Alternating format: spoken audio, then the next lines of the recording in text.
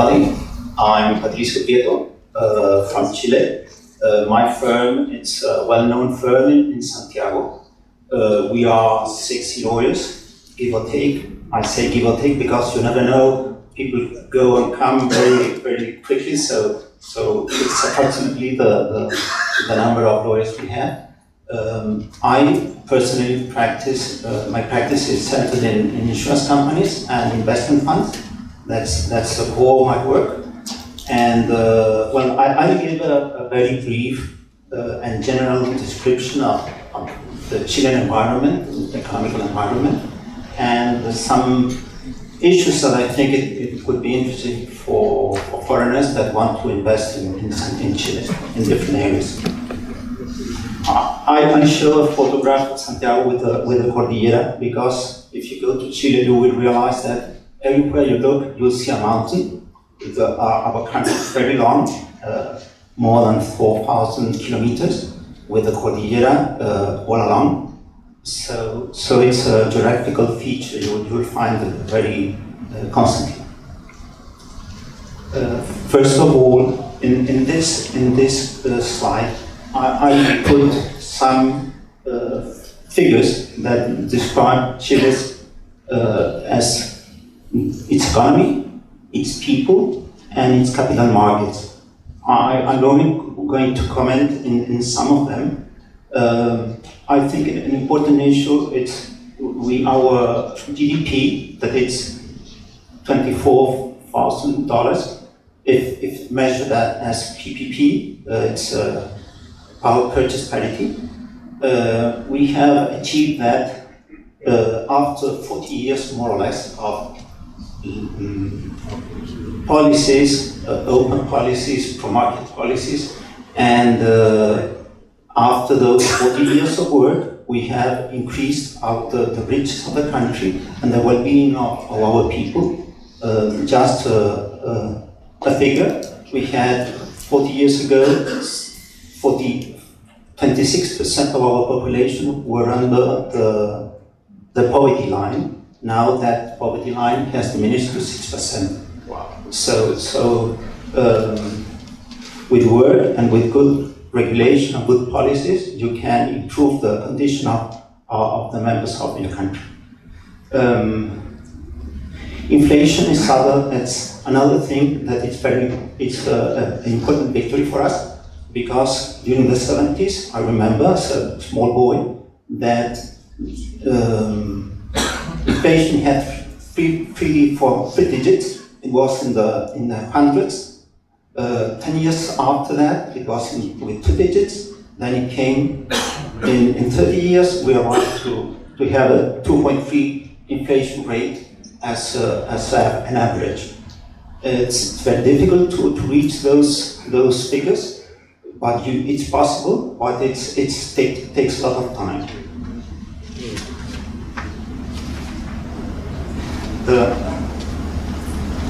The next slide, I focused mainly in the population. The alphabetization rate is 98% of the population. To be honest, it doesn't mean that everybody understands what they read. They are able to read, but not necessarily able to understand exactly what they're reading. That's a pity. We have to improve that. Universities are good. Are very good. We have from the top 50 Latin American universities, 15 of them are Chilean. We have a dedicated and efficient labor force. We have to improve mainly in technical education and also in preschooling. Those matters are vital for our country to improve the condition of our citizens, and public policies are tending now to improve those two aspects: technical education, and before going to school, in the kindergarten, to everybody be able to go to good kindergartens and to have a good education at that stage. Finally, I would like to comment on the last 2 or 3 figures that they refer mainly to our capital markets. we have developed a sophisticated capital market, mainly because we have two very big players. One are pension funds and insurance companies are the other big players, and both of them, they manage $2,070 billion. So it's a big amount of money which is invested more or less in 60% in abroad, 40% in Chile. In insurance companies, they invest mainly in Chile. 90% of their assets are in Chile. That's, well, it's not curious, it's a long explanation, but it's a fact.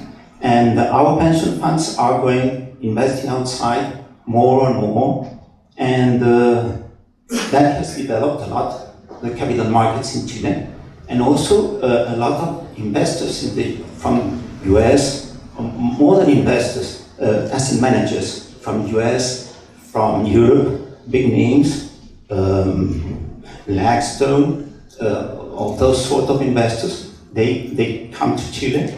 They ask us to form a feeder fund, for example, and we invest in private equity funds or other businesses here in the US or in Europe or in Asia. The figure I put in the last part of the slide, the assets and the management related to private equity and venture capital, it's that this business has really exploded in the last 5 years. It has grown fivefold because there are a benefit when a Chilean invests in a fund that is traded in Chile. All the gains he obtains from that investment won't pay taxes until it's received by a natural person. So if you are a person of means and you have a company, an invested company, and the company is invested in a fund, all the benefits from that fund are not taxed. So if you don't live off that income, you won't pay taxes until for many years, and that's very advantageous.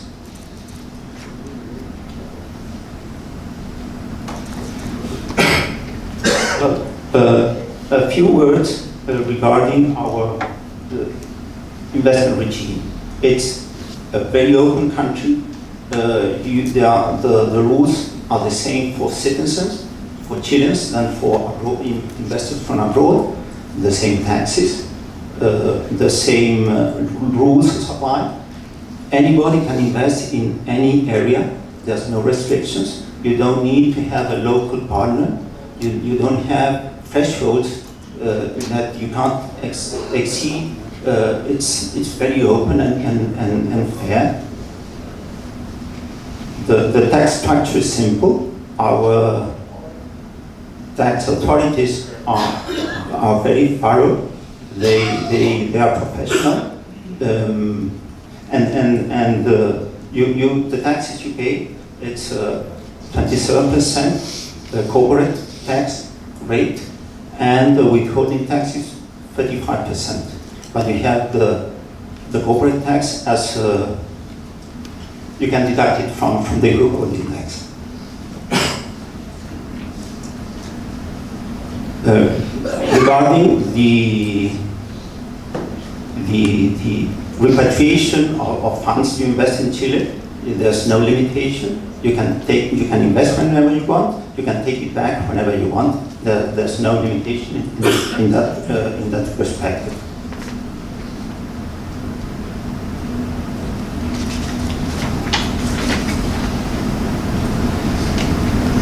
In this slide, I just want to comment in some very few aspects. The rule of law. Chilean tribunals they work well, fine, they're slow, maybe they're not too sophisticated. That's why whenever there's an agreement that it's more complicated, we tend to agreed to go to an arbitration panel, not to the civil courts. However, civil courts work well. They are honest. You know, you don't pay judges. They normally work correctly.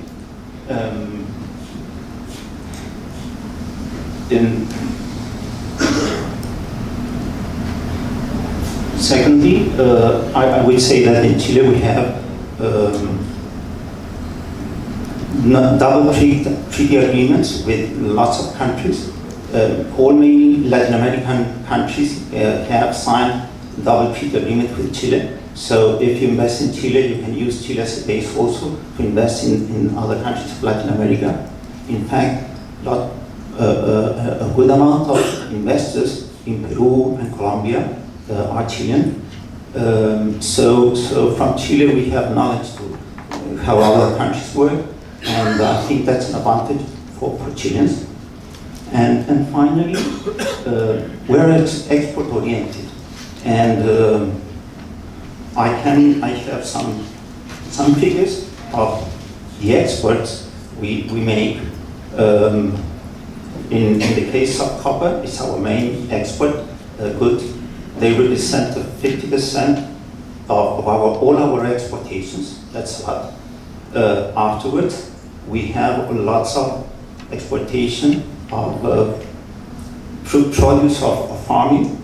We, for example, have the 70% of the cherries that are exported to China, they come from Chile.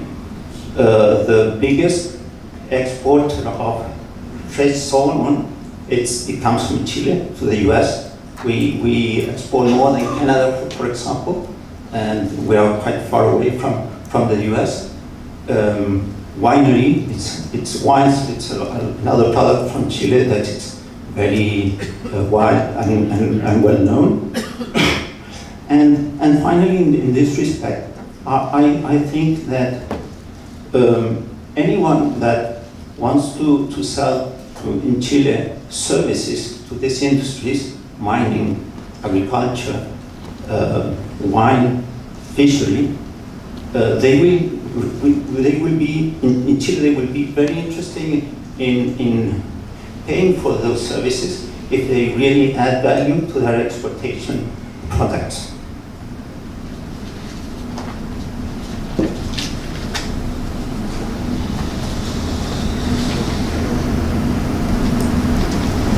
This slide, I have not very much time left, so I'll say one thing.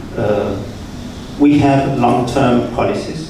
We haven't changed them, and this has been the case in governments of left and right. So we have tested that they will last during the time, and that gives more confidence to investors that rules are not going to change in each 40 years. We believe that this model has been accepted for left and right, and that's, I think, it's 10. And finally, just to show it, I think those are areas that are very hot in this moment in Chile, and where anyone can invest, and I think we have a good investment and a good return of the capital invested. That would be. Thank you very much.